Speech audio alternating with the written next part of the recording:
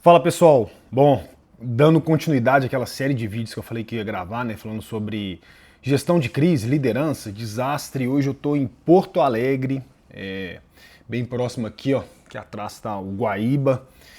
E aí eu queria falar com vocês de algo que vai acontecer e eu percebi isso ontem, né? Na verdade eu já tinha falado isso, mas ontem ficou muito claro para mim. O aeroporto de Porto Alegre, ele vai inundar de novo. Ele não tem jeito, vai acabar ficando debaixo d'água de novo.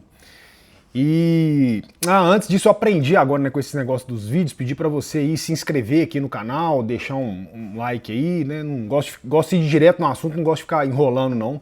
Mas falaram comigo que é importante eu fazer isso, para entregar mais vídeo para mais pessoas, enfim. Bom, até anotei aqui o roteirozinho. Recentemente eu estive lá nos Estados Unidos, né? E eu estive nos Estados Unidos no início do ano. Eu fui para New Orleans para gravar um documentário sobre desastre, porque lá passou o Katrina. E o Katrina destruiu Nova Orleans. E Nova Orleans sofre com isso até hoje. Para vocês terem ideia, demorou mais de 16 anos para Nova Orleans voltar aos estágios econômicos, sociais que ela tinha antes do Katrina, pré-Katrina. E na verdade, para vocês terem ideia, a população de Nova Orleans hoje ela é menor do que na época do Katrina. Sendo que aumentou o índice de morador de rua, quem mora lá há mais tempo fala que acabou com a cidade, enfim, acho que isso aí é um tema para um outro vídeo, que é migração forçada, não tem muito a ver com o que eu quero falar hoje. Bom, mas eu tive lá para estudar o que eles fizeram em Nova Orleans para evitar essas enchentes, né? E logo em seguida eu fui para o Tennessee, para Nashville, e aí eu fui acionado para vir aqui para o Rio Grande do Sul. E aí o que eu quero comparar? Qualquer cidade dos Estados Unidos, qualquer uma que você for, o aeroporto ele tem no mínimo umas 2 pistas. Essas principais cidades, vamos botar assim, capitais. E além disso, tem estruturas próximas, tem outras cidades próximas que conseguem comportar caso o aeroporto feche. Muito difícil, quase todos são operados por instrumentos, mas vamos pensar que aconteceu igual Nova Orleans, que inundou o aeroporto todo e aí você não tem nem como ficar lá. Então tem uma cidade próxima. Ah, Léo, mas Porto Alegre também tinha a base aérea de Canoas. Lembrando, é base aérea. A base aérea ela não tem condição de despachar bagagem, guichê de companhia aérea, não tem isso. Eu vim aqui na época que era Canoas e quem veio aqui lembra que você tinha que apresentar 2 ou 3 horas antes do embarque, porque você tinha que ir para um shopping. No shopping eles improvisaram os guichês ali das companhias aéreas, eles tinham que colocar sua mala separada num avião para levar para a base aérea, porque o controle era restrito. Então, isso aí aumentou muito o custo das companhias aéreas. Então, não é preparado. Então, não tem um aeroporto civil para operar civil ali para esses voos. E aí você vê que nos Estados Unidos, a rede aeroportuária ela é excelente. No Brasil, ela é uma porcaria. E por que eu estou falando isso? Porque quando eu cheguei em Porto Alegre agora, né, hoje é dia 24, nem sei, acho que é 28, sei lá, 28 de outubro. Cheguei no dia 28 de outubro aqui, eu peguei um Uber e o Uber virou e falou assim, o aeroporto voltou, ainda bem que voltou, mas essa chuva aí, né, faz tempo que não acontece, 80 anos para acontecer outra chuva dessa. E aí é que me ligou, me acendeu a luz. Porque geralmente a gente calcula tempo de retorno de chuva, né? O que é o tempo de retorno? O tempo de retorno é de quanto em quanto tempo uma chuva catastrófica, que a gente fala que é uma chuva decamilenar, ela pode acontecer. E a chuva decamilenar é uma chuva que vai levar 10 mil anos para que ela aconteça. Então você calcula de uma maneira que a chuva mais pesada que tenha, ela vai acontecer daqui a 10 mil anos. E o que aconteceu é que essa chuva que caiu é uma chuva de 80 anos. Dificilmente um grande desastre é presenciado por uma mesma geração. O que eu quero falar com isso?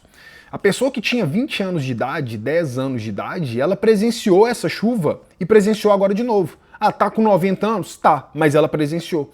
Dificilmente grandes desastres são presenciados por uma mesma pessoa, quando a gente está falando de evento climático extremo, tá? Então dificilmente isso acontece. Isso aconteceu aqui. Ou seja, vai acontecer de novo. Eu não sei quando e eu não sei onde, se é Porto Alegre, se é aqui especificamente próximo de Porto Alegre, mas vai acontecer de novo. Porque se você pega a geografia do Rio Grande do Sul, ela é uma geografia que não favorece isso. A localização do aeroporto, a localização dos hotéis, o hotel que eu estou do lado de uma bacia. É maravilhoso, é muito bonito, mas é uma área de risco. E aí, né, colocando aqui o que eu, dentro do roteiro que eu coloquei, tem duas maneiras de você solucionar isso. Você tem a maneira estrutural e a maneira não estrutural, quando a gente lida com desastre, tá? Você fala que a gente pode fazer obras estruturais e obras não estruturais. Tomar um café aqui.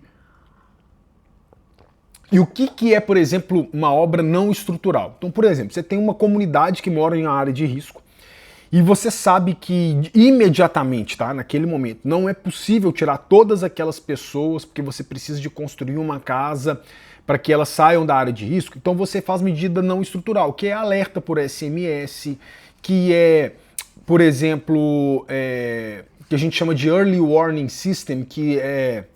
palavra em português é alerta precoce, né? Tipos de alerta precoce, sirene, isso são medidas não estruturais. Ensinar as pessoas daquela comunidade as rotas de fuga, onde que elas têm que estar seguras, primeiro socorro, isso tudo é medida não estrutural. E o que é medida estrutural?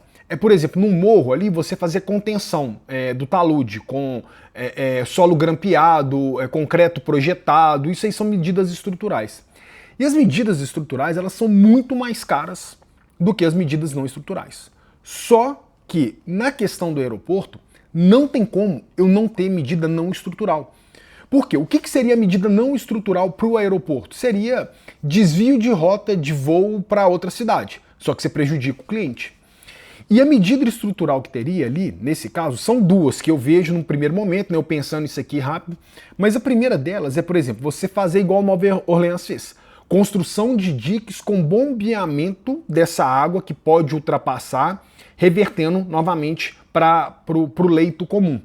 Ou então construção de contenções subterrâneas, isso tem muito no Japão. Eu fiz uma pós-graduação no Japão e tem cidades gigantescas debaixo do solo de concreto que captam a água para conter essa grande vazão de água. Então você pode construir isso também, que é extremamente caro. Ou então, pelo que eu vejo, né, dentro da análise, vamos dizer assim, superficial que eu fiz, mudar o aeroporto de lugar. Colocar um aeroporto numa cota onde a cota ela seja muito maior do que a zona de alagamento. Porque atualmente o aeroporto ele está numa cota de alagamento. Então o ideal seria mudar toda essa infraestrutura do aeroporto para uma cota onde não está alagada. E gente, eu falo com vocês, é muito mais barato, muito mais, do que você ter que fazer toda uma obra de reengenharia para voltar ao aeroporto. O aeroporto tinha acabado de sofrer uma... Eu vinha muito em Porto Alegre da palestra, né? Então ele tinha acabado de sofrer uma transformação, uma reforma, ficou maravilhoso. E teve que fazer tudo de novo. Se você começar a fazer um plano, isso aí em menos de 2 anos faz, tá, gente? Um aeroporto num lugar seguro. Então a solução que eu vejo imediata é isso. E aqui, o governo federal tem verba para isso, o governo estadual tem verba para isso, tá? Não vamos iludir, né? Não politizando a coisa, gente. A gente tem que entender, por exemplo, tem um fundão eleitoral aí gigantesco que poderia ser utilizado para isso. O grande problema é que as pessoas que tomam a decisão da caneta, elas são políticas, elas não são técnicas, né? E aí eu até coloquei aqui, ó, eu recebi uma pergunta esses dias no Instagram, eu nem respondi ela não, para não gerar polêmica, acho que aqui pode, que não vai dar tanta polêmica. Mas por que eu não fui para a COP? Vamos lá, gente, quem vai para a COP no Brasil é artista. Não vai técnico? Vai, mas ele não tem voz de fala igual os artistas têm. Então não adianta, a gente no nosso país, a gente está num local onde a gente valoriza mais num seminário técnico, eu não estou falando que tem que valorizar o artista não, tá? Tem que valorizar artista, cultura e tudo mais, mas um seminário técnico que você vai discutir mudança climática, que você vai discutir desastre, você vai colocar um artista para ir para lá? Vai colocar uma figura pública que não entende nada disso para ir para lá?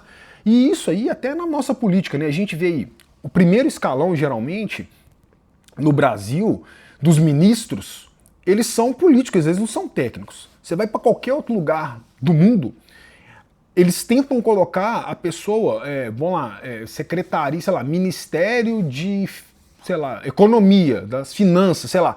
Cara, eles botam geralmente uma pessoa técnica para isso. Eles não vão botar uma pessoa que não sabe nada de economia. Ministério, sei lá, pô, nem sei, acho que tem tanto ministério, e dos transportes. Vai botar uma pessoa que é técnica no transporte. Ministério, sei lá, que vai cuidar da defesa civil. Vai colocar uma pessoa técnica. Geralmente no Brasil o que acontece é que coloca um político.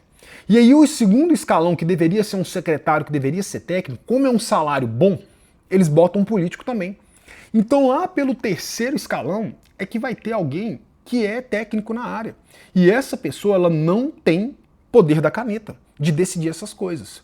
Então isso acontece no nível estadual, acontece no nível federal, acontece no nível municipal, em todos os níveis que vocês imaginarem. E o desastre, gente, ele causa um impacto gigantesco na economia, né? O Rio Grande do Sul tá com esse impacto até hoje, de problema de turismo, de infraestrutura. Você vê que a cidade ainda não foi totalmente limpa aqui em Porto Alegre, região, porque, poxa, é muito trabalho. Então, infelizmente, isso vai acontecer por muito tempo enquanto a gente não colocar pessoas técnicas para resolver isso. Então eu falo com vocês, o aeroporto do Rio Grande do Sul, de Porto Alegre, se ele não for mudado nos próximos 2, 3 anos, gente, ele vai acontecer de novo o que aconteceu. Vai ser a mesma coisa, tá? E depois vocês vão pegar esse vídeo aqui e vão falar que lá em 2024, no dia 28, né, de outubro de 2024, o Léo Fará falou que o aeroporto não... Porque vai inundar. Se não mudar, vai inundar. Ou tem que fazer uma obra de reengenharia, né, de construção de dique, construção de bombeamento para retorno dessa água, ou então contenções subterrâneas, ou então mudar o aeroporto. São as soluções. Se não for feita essas obras nesse espaço de tempo, vai inundar de novo, vai causar o mesmo caos, porque esses eventos climáticos, gente, eles vão ficar cada vez mais frequentes, com maior intensidade, e a gente vai cada vez ver isso mais e mais. Os tempos de retorno que eram calculados há 30 anos atrás não podem ser os mesmos tempos de retorno que a gente calcula hoje. Beleza? Esse é o vídeo de hoje aí. Depois deixa nos comentários o que vocês acham aí. Valeu!